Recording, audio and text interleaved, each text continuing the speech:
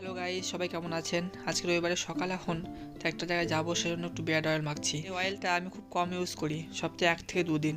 যাই হোক চলেন, সেজন্য দেখালাম একটু আপনাদেরকে। চলেন, যেখানে ঘুরতে যাচ্ছি সে জায়গাটা খুব সুন্দর, সেজন্য একটু খাওয়ার বেঁধে নিচ্ছি। এর আগের দিন দুধে ভিজা পিঠা করেছিলাম, তো সেজন্য 1 বাটি নিয়ে নিলাম। তো যখনই খিদে পাবে একটু করে বের করে খেয়ে নেব। যাই হোক, বাড়ির আশেপাশে ঘুরতে যাওয়ার আগে বাড়ির বাজারটা সেরে যায়। একটু চিকেন নিয়ে আসি আজকে। আজকে যেহেতু সানডে, চিকেনটা খাওয়াই যাক। সকালে এই বাজারটা যদি না করে দিয়ে যায় তাহলে হয়তো খাওয়ারই জুটবে না সারাদিন। যাই হোক, বাজার দেওয়া হয়ে গেছে, সব কাজ শেষ। এখন স্কুটি নিয়ে বেরালাম। বেশি দূরে না, বাড়ির এই পাশটাতেই। এই দেখেন কত সুন্দর জায়গাটা, মনে হচ্ছে না পাহাড়ের উপরে, কিন্তু এটা একটা স্টেশন। আর এই দেখেন আছে কি দেখতে পেয়েছি।